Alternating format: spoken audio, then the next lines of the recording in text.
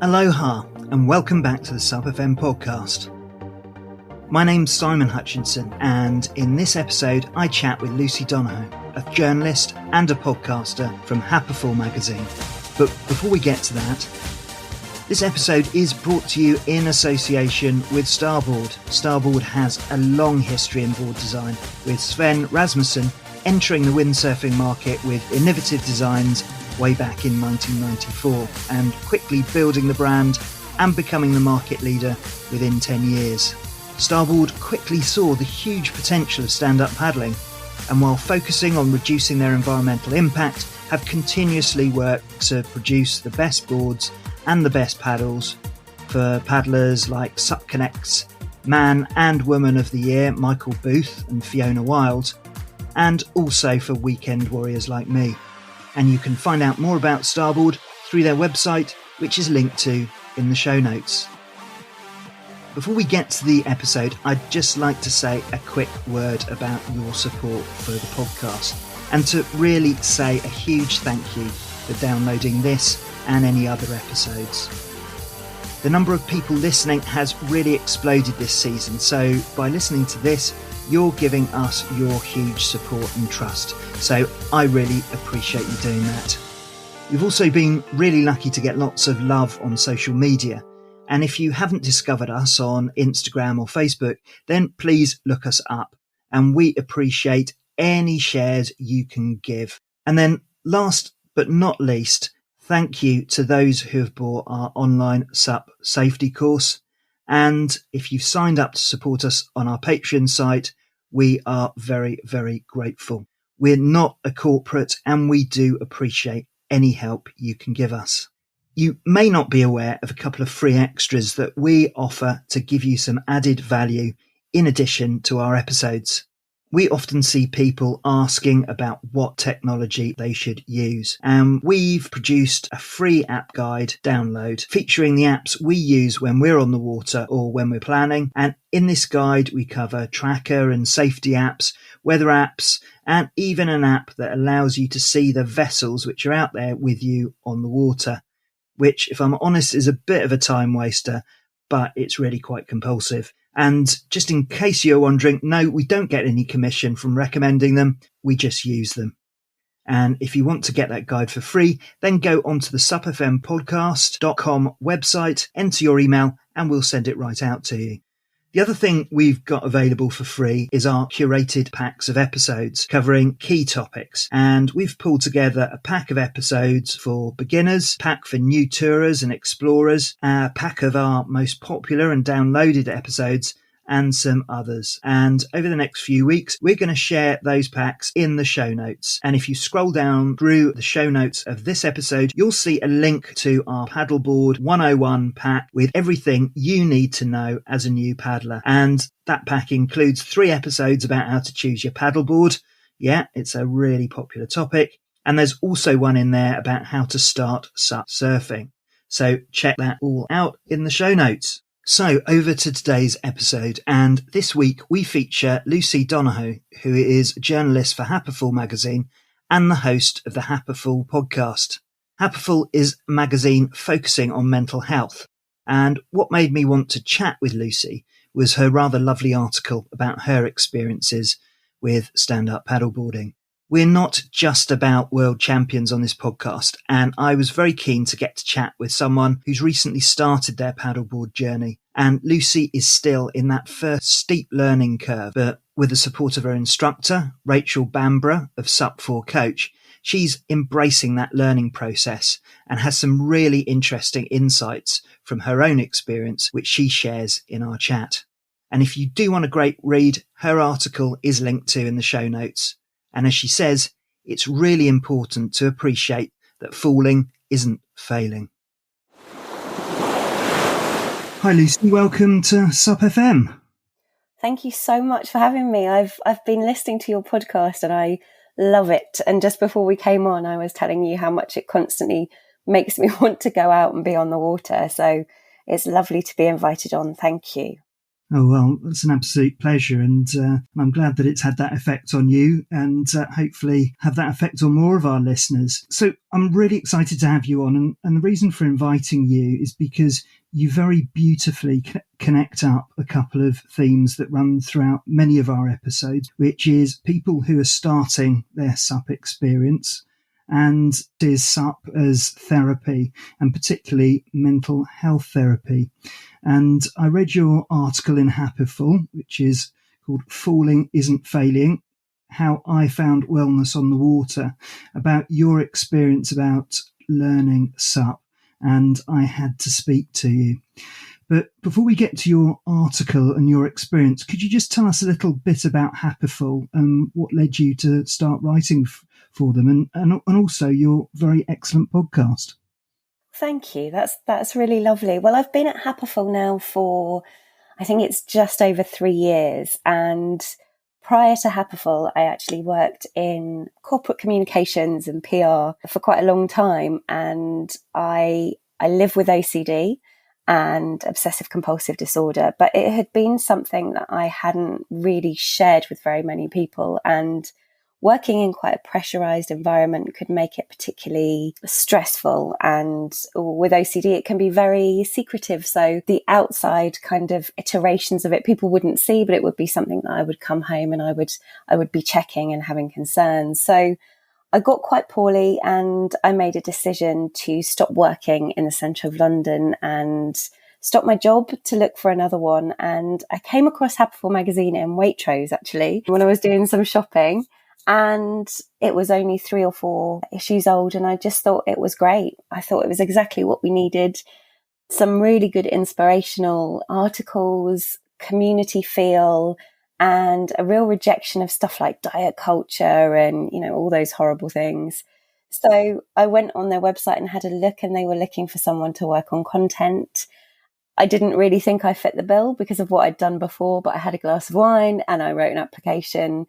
And I ended up getting an interview, which was wonderful. And in the interview, they actually said to me, how do you know about us? And counselling directory is the kind of foundation of Happiful Magazine. And I told them that I'd used counselling directory to find a counsellor and that I had OCD. And that was the first time I'd ever said it out loud in a job environment.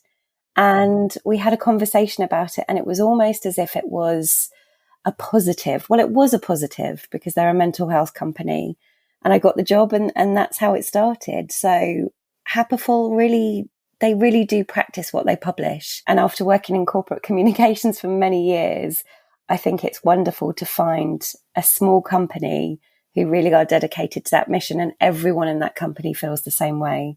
So that's how I came to write for Happiful. And the podcast just evolved from a conversation about not being defined by a mental health challenge or mental illness. So it's called I Am, I Have.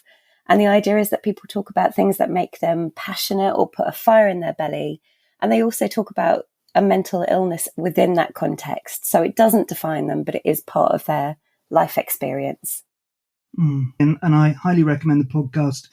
We will link to in the show notes. And just interesting about your comments about OCD, because there seems to be a movement generally about recognising the benefits that people who are not neurotypical bring to the employment market. I just wonder whether that's something or a debate that you've heard. I mean, certainly it worked to your favour with Happiful, but are you starting to see that emerge a bit more in recent years?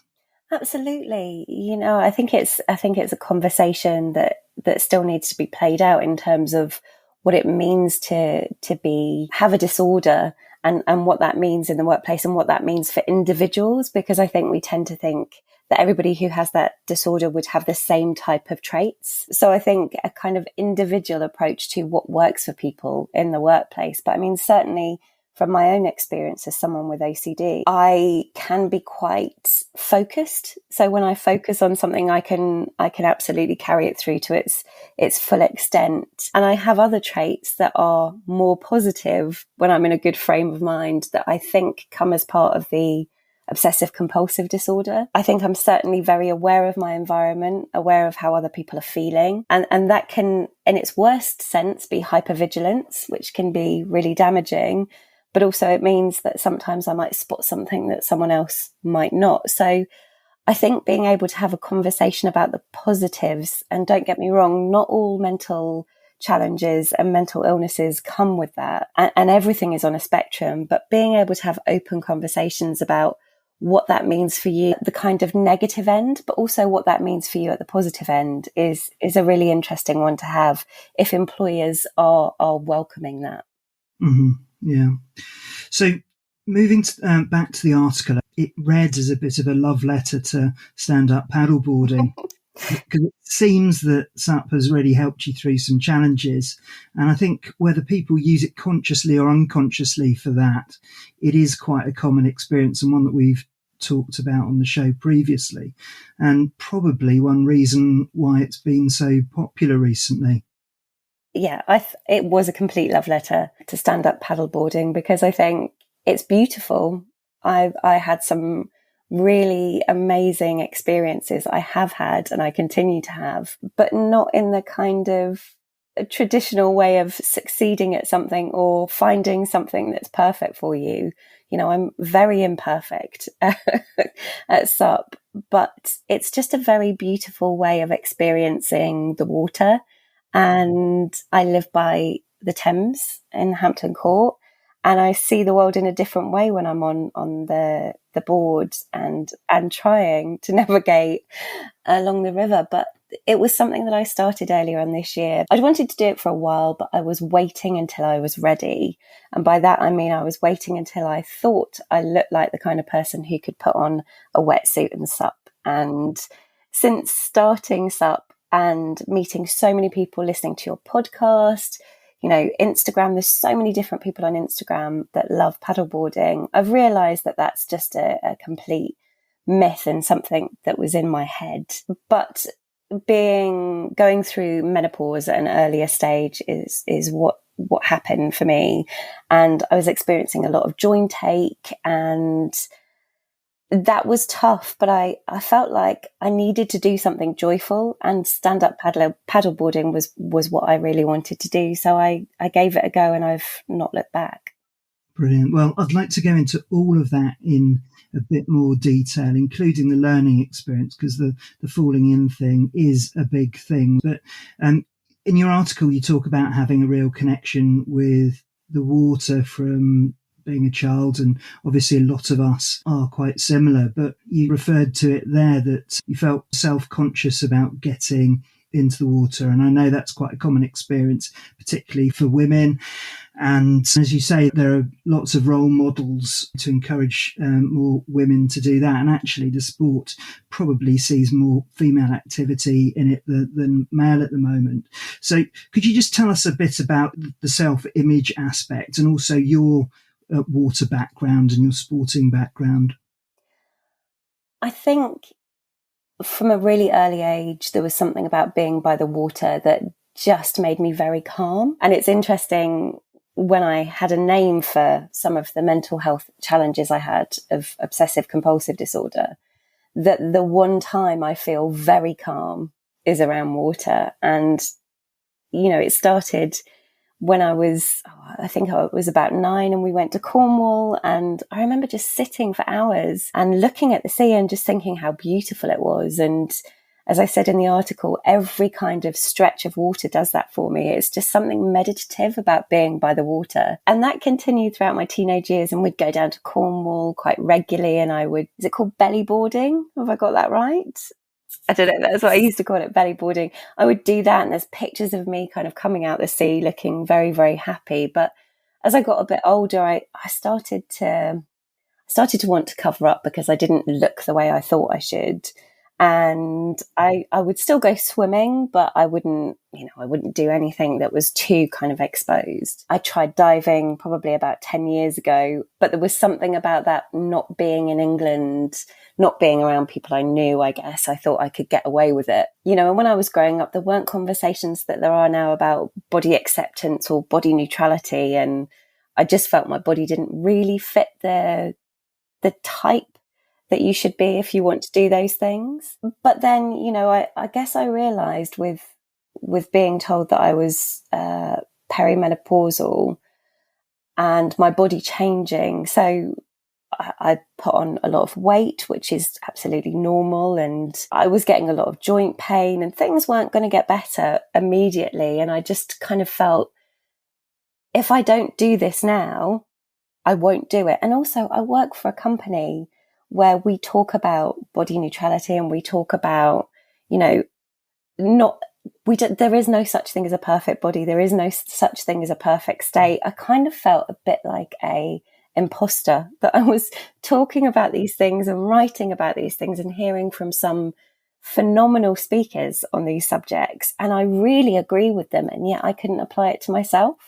You know, there was a real kind of pull in that. So I started looking locally and found someone called Rachel Bamborough, SUP4 coach. And I just loved her way. When I was looking at her on Instagram, she just seemed very joyful, very down to earth. And I booked some sessions with her and it went from there. You mentioned about menopause, and obviously one of the symptoms in there is self-esteem. So there are sort of psychological symptoms as well as the physiological ones. Do you think that was kind of standing in the way of you taking it up, or part of the motivation for taking it up? Definitely. And I think since then, one of the things is that when your body changes in that way, you start to feel a bit separate from the self you thought you were. I know that sounds a bit odd, but it was almost like things were happening within myself that I wasn't expecting or didn't have control over. And I kind of wanted to just hunker down until it was all over. And subsequently, I'm talking to a rheumatologist because we actually think that the joint pain in particular might be separate to that. But it all just felt a bit like I wasn't ready to cope with those changes. I'm sure all of us don't feel old enough for certain things at certain times, but it just felt like a bit of a betrayal, like my body had betrayed me somehow. And I think I just wanted to be invisible. And, you know, when you do things like podcasting and writing, you kind of can be a bit invisible because it's your words that are out there, not you physically. And when I was doing PR before, it was always somebody else that I was putting forward. So I think that idea of kind of being invisible was quite entrenched. And then going into lockdown, I could be even more invisible and just retreat from socializing and things like that. So really going out and putting myself forward and doing SUP was kind of, you know, a toe in the water, I guess, of dipping my toe in the water of kind of emerging from that period of just feeling like things weren't going the way I thought they would.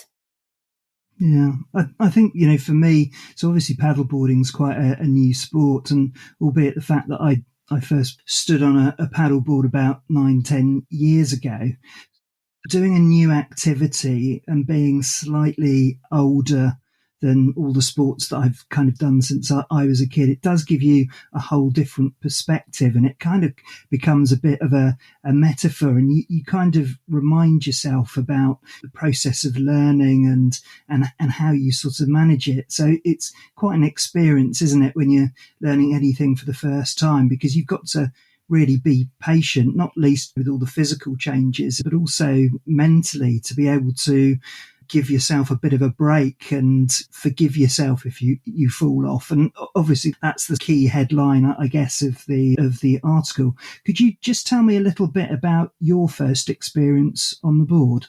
I mean, you're so right about that. Just to go back to what you said about the learning something and the wobbling, and, you know, it is such a metaphor, isn't it? Because last year was such an uncertain time. Going through early menopause is kind of uncertain, and literally putting myself in a place where I am wobbling, you know, very likely to fall off. It's not going to go to plan. But actively choosing to do that felt quite liberating in a very strange way. So the first time paddling, I'd actually tried it once before in 2018, just as a kind of tester session. And it hadn't gone great. I'd fallen off quite early on. I'd been very excited about trying to do it.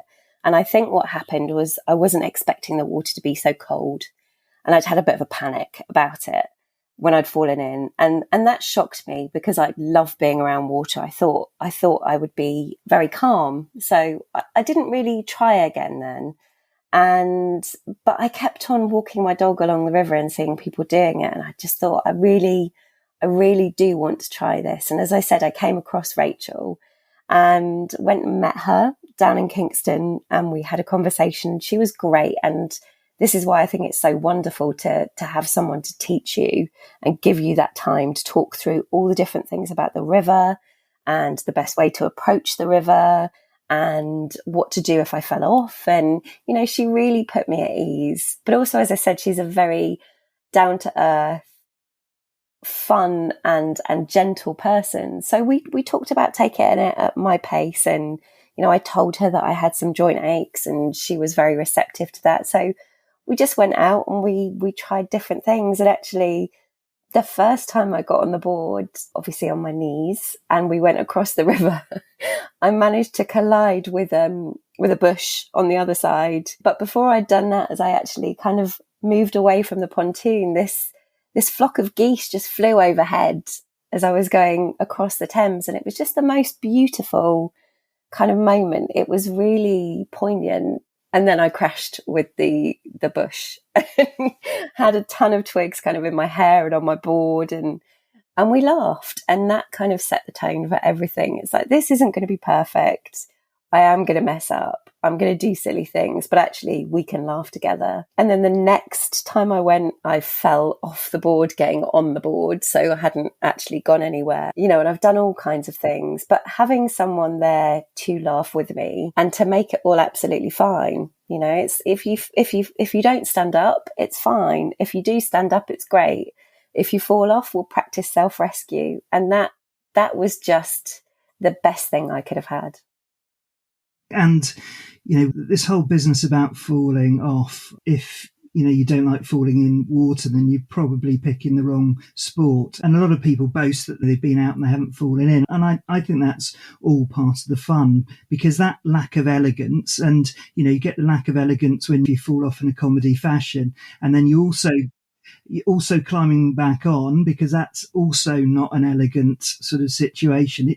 It kind of punctures any self-regard, and it really makes you engage with the sport. But it's also falling in about trusting that you can improve, and you do improve without realizing it. You kind of get that muscle memory of how to balance, and before you know it, you know, you get better. Did you find that you improved over the various sessions? I mean, I agree with what you're saying in terms of it punctures any kind of self-regard you have, but it also puts you in tune with the playfulness of it, because I think we've had such a hard couple of years with COVID and everything. Sometimes it's just good to have that playfulness that we don't always have as adults, you know, falling in and literally making a splash. And then, as you described, you know, kind of clambering back on the board. There's no way you're going to look elegant like that. So, you know, you just have to go with it.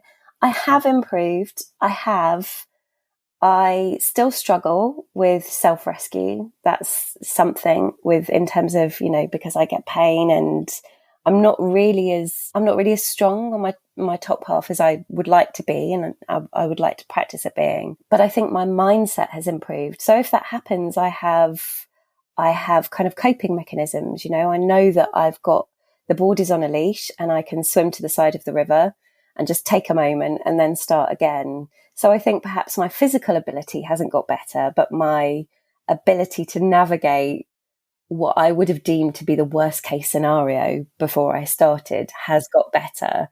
And actually the joy of just knowing that I'm going to get out on the water is so extreme that actually nothing can kind of deter me from wanting to get out, even if I think I'm not going to be able to stand today, or today is a bad pain day. So I think my mindset's changed. I'm not sure that my body's caught up with it yet, but I'm working on that. Well, there's the knowledge aspect and the technique. So, you know, you are absolutely not alone finding it difficult to get out and on your board. And there's different things you can do to do it, but it does also come down to technique. So, you know, the kind of unfortunate thing is that it does take probably a little bit of practice to work out what the best approach is and where your hand should be and where you should grip and all of those movements. It's very rare that people sort of just get straight up on there. It's like a number of different stages, but it is worth persisting with. And as you say, if you know how to self-rescue, if you can take the board somewhere where you can climb on a bit easier, then obviously that's a really good thing. And you mentioned a couple of times about the joy of being out there on the water, because there's a couple of things involved in there. The joy of water itself. People talk about blue mind, where naturally set up to find water environments far more relaxing. And then you've also got this exposure to the natural world as well. So you've got both of those. Plus, if you're standing up and if you're concentrating on balancing, particularly when you're new, there is no time for you to have that little voice in your brain noodling away at you and telling you haven't done this, you haven't done that. Because if you start listening to that little voice, then you end up in the water. So I think there are basically three really healthy aspects of exposure that paddleboarding can give to you in terms of managing your mind. And albeit that time on the board is a relatively short interruption in comparison to how long you stay away from the board, it does give you that little mental holiday. You're so right. You're so right about those three things. And as you were saying that, I could picture moments that fit each of those kind of criteria, if you like, when you're out on the board. And, for me, it's also seeing the world in a different way. I walk down the river most days with my dog, but you just see it completely differently. And I started earlier this year when it was winter, and I've seen the perspective from within the river change. I've seen the different wildlife. The other day we paddled from Kingston up to Hampton Court and along the River Mole, and the different birds we saw, these beautiful electric blue, they weren't horseflies, dragonflies, beautiful electric blue dragonflies. You just get these little glimpses of nature that you wouldn't from the other side. And that's kind of magical, I think. Yeah, it's fantastic. I interviewed a chap called Tristan Gooley who talks a lot about natural navigation and wrote a very good book about how to read water. And it was a revelation to me because I spend quite a bit of time when I can on the water. But there are all these patterns and behaviours of water that you wouldn't notice as a person on dry land, unless you really looked for it. So there's that whole added education and experience when the seasons changed and you see the nature and you see the water. And that way the attraction for me as stand-up paddleboarding is knowing that there's always something to learn, no matter how experienced you are. Isn't that is so fascinating, that kind of it's not the psychology of the water, but that it has this kind of life that we have to interpret and understand and be respectful of as well as paddleboarders, and it's one of the things with the sea in particular, that it's such a mass, it's such a source of joy, but also, you have to respect it. You have to work with it. You have to not take it for granted that you'll be okay. There's a certain kind of give and take when you're out in the water to be safe that I think is incredible to learn. But there are certainly dangers in terms of, we do have the locks, we do have fast flowing water. The other day when we were out, one of the things is just people inhabiting the water because it was so hot. There were swimmers, there were boats, there were kind of boats that people just take out for the day and don't necessarily have a huge amount of education about using the water. And, one of the things that Rachel has always been very hot on is the water etiquette and how to look out for yourself and how to look out for others. But there were swimmers and there was rowers and there were pleasure boats. And it was quite unbelievable how many near misses we saw when we were out on the water that day, especially with swimmers and rowers, and not wild swimmers. It was casual swimmers who perhaps didn't have a tow float or a cap on. So yeah, there are all kinds of different dangers around us that you have to be mindful of, and also respectful of other people that are using the water. The fisher people, sorry, should I say? And their lines. That's one of the things that's huge around us, and you don't want to get caught in a line, and they don't want you to get caught in their line. So it's that kind of being very observant whilst also, taking everything in. It's all the senses, isn't it? Exactly. And it's particularly surprising if you haven't done a huge amount of activity on the water before. It's a whole new world. I think the other thing which has been particularly noticeable from new paddleboarders is the sort of attention on water quality and littering and so on, and paddleboard movements to address the plastic problem and pollution. How's your stretch of the water? Not good. It's really not good. And I was listening to your podcast with Lizzie Carr actually yesterday, and I've ordered the bucket and the picker, because last time we went out on the paddle, I was just talking about the amount of plastic bottles in the water, but also sanitary products, food wrappings. Everyone's coming down and they're sitting by the river, they're having picnics. Stuff's getting into the river, stuff's getting, around the kind of ecosystem, and there are a lot of birds in the river, and you can just see it. You can see it all along the river and in their nests, and it's really sad to see the general littering in public spaces where I live has really skyrocketed. And there's a lot of people who are working to mitigate that. But it's just such a sadness that we talk so much about recycling in our homes and rubbish, and there's all of those different conversations, and yet it doesn't seem to extend to when we go out in nature. I just find that really disheartening. But on the flip side of that, you've got people like Lizzie and lots of others who are really working to not only clear those spaces, but also make a change in policy and, go back to the brands who are consistently being seen in those littering spaces and ask them if they can support. But yeah, no, it's been really, really poor around us recently, and it's a real source of sadness. And just to say, Lizzie Carr episode, I'll link to that in the show notes. My audio on that's absolutely awful. It sounds like I'm broadcasting from a tin box, but Plastic Patrol, which is the organisation she runs, has a really clever approach to this, because it's not just about picking the stuff up, which obviously is good, but it's all about logging it via the app. And if you can do that, then what they do is they use that information to highlight that with the companies that are doing it. And Lizzie Carr is a LinkedIn influencer. She's got links with the government, and she's involved in a couple of projects. So certainly from a UK basis, she has that direct approach, which, potentially can help to highlight that with the companies concerned. But I know that there's an international aspect to Plastic Patrol as well. So I'd really recommend that you download the app if you can and listen to the episode. Just ignore my audio on that one. It's a great episode. I didn't really notice the audio at all. It's such a great episode, and the conversation about how Lizzie came to SUP and also how she's gone in the direction that she is fascinating.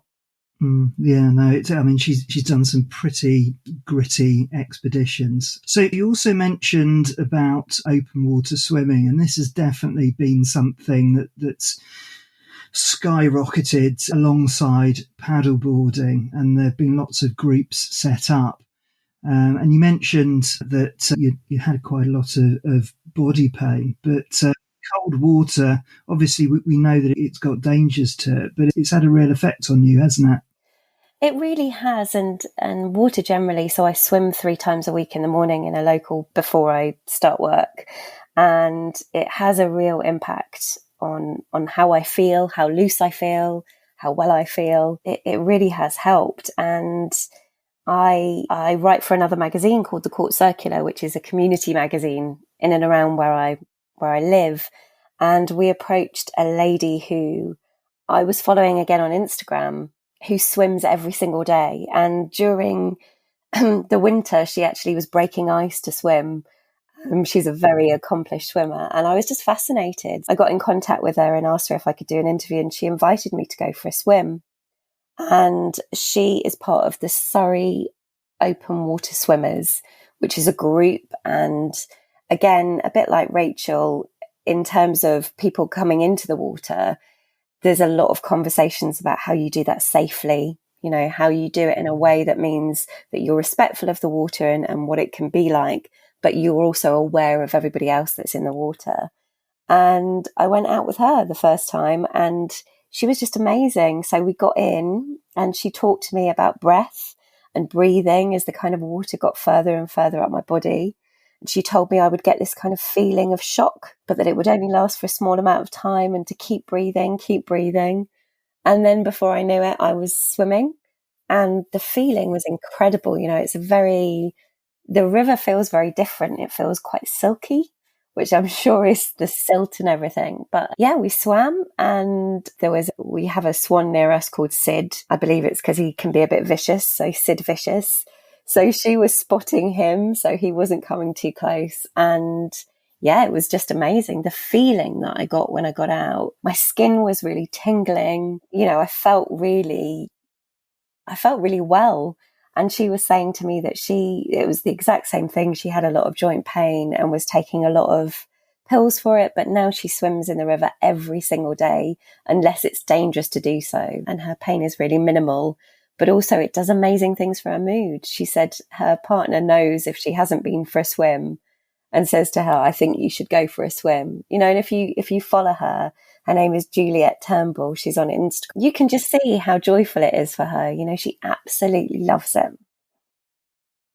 Well, that's fantastic, and certainly bears out, you know, again, what we've heard on the show. I did an interview with a guy called Mike Tipton, which I'd really recommend having a listen to if you haven't already. So he was talking about cold water shock. So obviously the impact on paddlers, but also the positive effects. And as part of his studies, he had someone who was on antidepressants and went swimming every day in the sea throughout the year.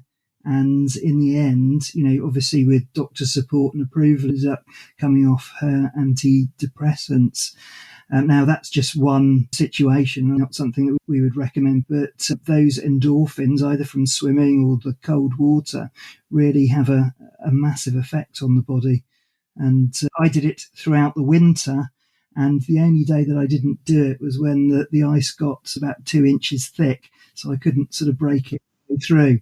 But it just does wonders. Admittedly, I didn't stay in there for very long, but it's that endorphin rush from getting in there, and it had quite an effect. So are you going to keep this up during the winter?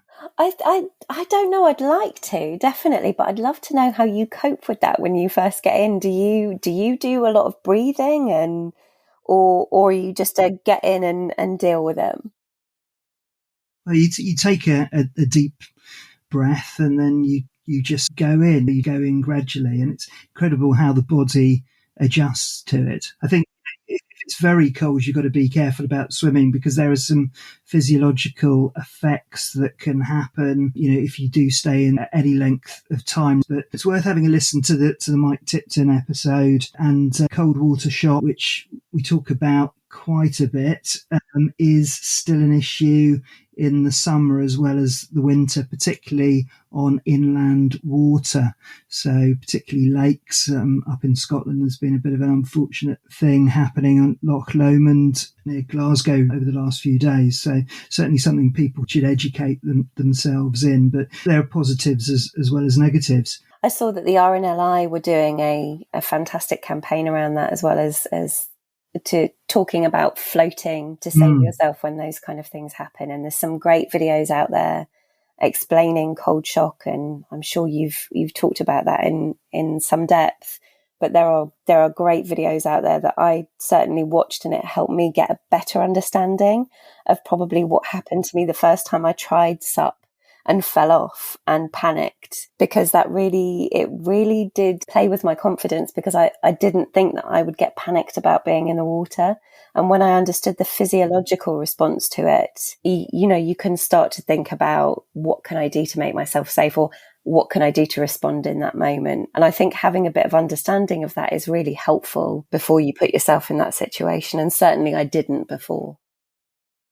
Yeah, definitely. And for those people who haven't taken lessons, the best way to fall off a stand-up paddleboard, if you can sort of adapt your falling off at all, is to try and keep on top of the water. So, if you fall off backwards in a safe area, spread your arms and legs out and to basically do like a belly flop, but on your back. So the idea is that you keep your mouth above the water, because the first stage of cold water shock is a big inward breath. And obviously, if your face is under the water at that point, then that can be a real problem, because you can end up inhaling water. And as you said, the RNLI campaign is Float to Survive. So it's just a question of giving yourself time to get past that initial breathing thing, and then you can paddle or swim to your paddleboard and climb on. But yeah, it's been a big problem this year, I think. But the more we can talk about it, the better, I think. And Lucy, just moving on from that, you also tried a bit of SUP yoga. Now, this is an area of SUP which I haven't done. I would imagine that it's a kind of way of making you keep your position very, very carefully, because you've got real problems if you're cheating in any way. Is that right?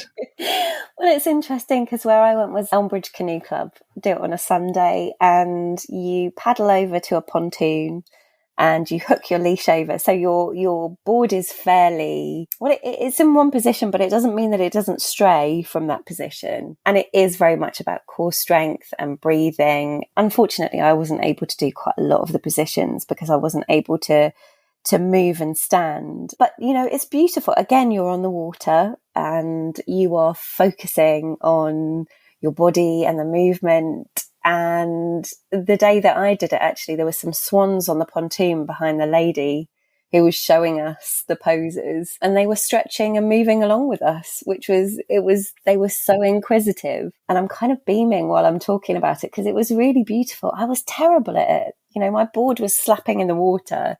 There were other people around me who looked so serene and like it was second nature. But, you have to give these things a go, I think. And it was still a lovely experience and I would still do it again, but it was definitely something that I was shocking at. But that's not a reason not to do it. Exactly. And there's never a bad day on the water, is there? You always get something positive out of it. And I got to lie down on the board afterwards. There you go. That meditative experience there. Maybe a little kip. A little lie down, yeah. So obviously in your capacity as a writer for Happiful Magazine, what sort of advice would you give to women or men who think that paddleboarding's beyond them? I think if you want to give it a go, please do it, because you will enjoy it. You might not be brilliant at it.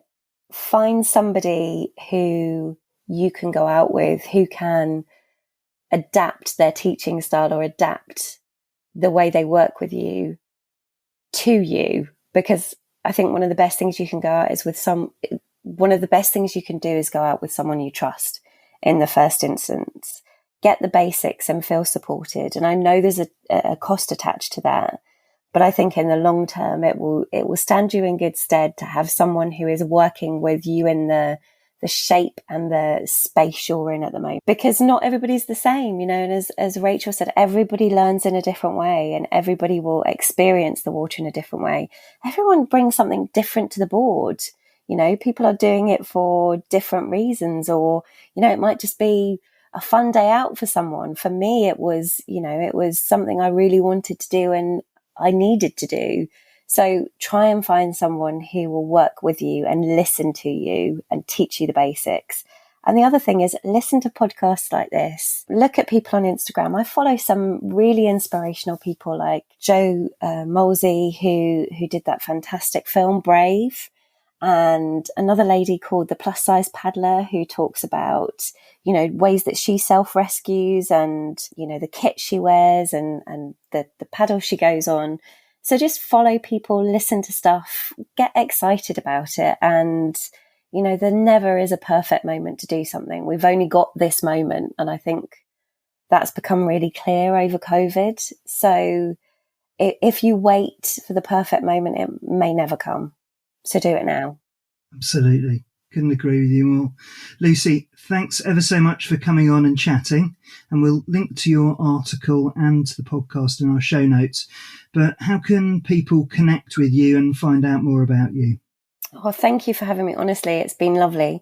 I haven't stopped smiling the whole time, and I really, really want to go out on my board now. So thank you for everything you do.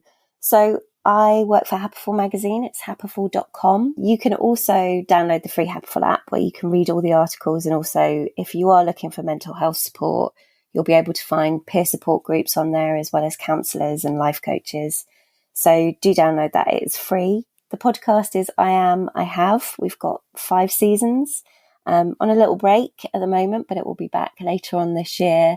And on Instagram, I'm at Lucy Views, and I'd love to hear from you.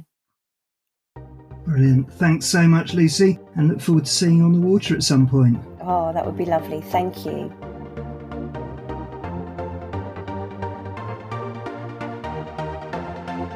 Well, thanks to Lucy and thanks to you for listening. And don't forget to check out the show notes for a link to Lucy's article, Falling Isn't Failing, and please give her podcast a listen. It's always a real privilege to talk to all of my guests, and I always tend to reflect afterwards on the outputs from the chat. And pieces that really struck me from my conversation with Lucy is that as humans, we've all got our own stuff going on, particularly stuff that's deep underneath the surface. So let's just bear that in mind and be kind when we're out there. And the other thing is that whenever we're struggling with something, or we're getting frustrated, or we're being self-critical, or if we just drop the ball, falling isn't failing. We just haven't worked out how to do it yet. So let's give ourselves a bit of a break. Let's abandon that whole shame thing, as I really should have done when I was talking to Lucy about the audio in the Lizzie Carr episode. So I think that's enough zen for one day. Thank you again for listening, and I'll see you on the water.